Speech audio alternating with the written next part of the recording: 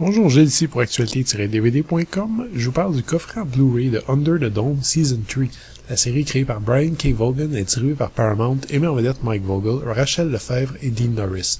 Sorti en magasin le 8 décembre 2015. Alors que les habitants de Chester's Mills croyaient avoir découvert un passage pour sortir du dôme surnaturel qui les maintient prisonniers, ils se retrouvent plutôt à la merci d'une entité extraterrestre qui compte bien utiliser les villageois pour arriver à ses fins.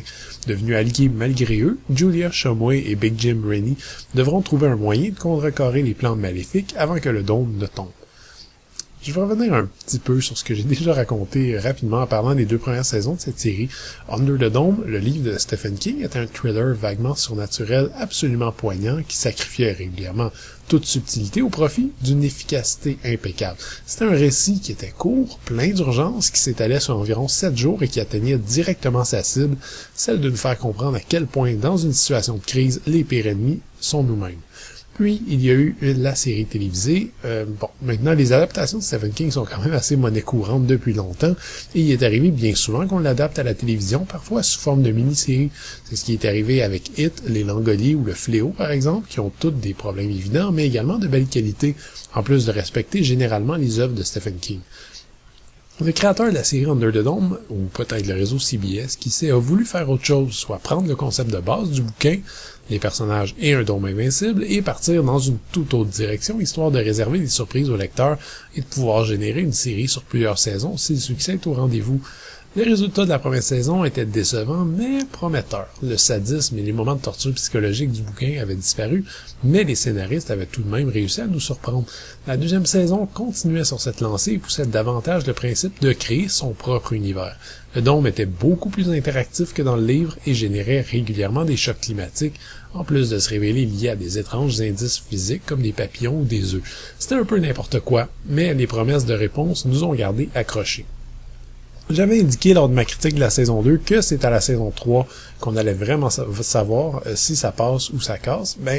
Je ferai pas durer le suspense plus longtemps. Au visionnement de la saison 3, faut se rendre à l'évidence, ça passe absolument pas. Les réponses au cliffhanger de la saison 2 sont assez ridicules, avec tous les villageois coincés dans un monde virtuel extraterrestre, contrôlé par une console de cristal mauve complètement kitsch. Ça part très mal, mais malheureusement, ça monte jamais plus en qualité que ça jusqu'à la fin.